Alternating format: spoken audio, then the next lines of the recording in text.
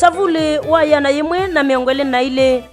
na ina utanu yela maambiye tuende nyumbani ya Yehova. Kwa hivinda yingi kisese cha Athiani nitukuete iye chumwa cha Athiani tuithi watu idha naku vaya Kathonzweni wa chuma uwa matiku miongole na ana mwai uwe 11 mwakani uwa ngililene 19.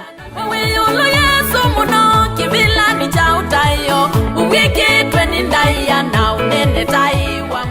ekalionde maisio sia kitise kitei mutini athi mawele ngunguni munathi siethe mbula kiangine mbubo chemole kabumbu Kathonzweni ye mulwa ye mbondo ye kithuki kanthuni kanzokea ebinganzea mabindini makutano ma ye mulwa kamwethi itangine kilala kaumone andu onthe makundu kunetwa sultani wa mundu kabothu kasikeu mbarazani kathikwani chemundu mulala masumba tutini kwandeke na andu mabaya bandu bandetwa nziu Mombasa Road ngaliko sia emale makindo kiundwani mpaka Kibwezi ithio nthe twikomania Kathonzweni ni kutava Uathimo vamwe naku mwithukisya voya nthi voya tongo imaitu kwende ya kutungia ngai muvea nundu wa mbua na maundu maingi ala utwikite ni chumwa cha Athiani wa chuma uwa matiku miongole na ana mamweyu vaya Kathonzweni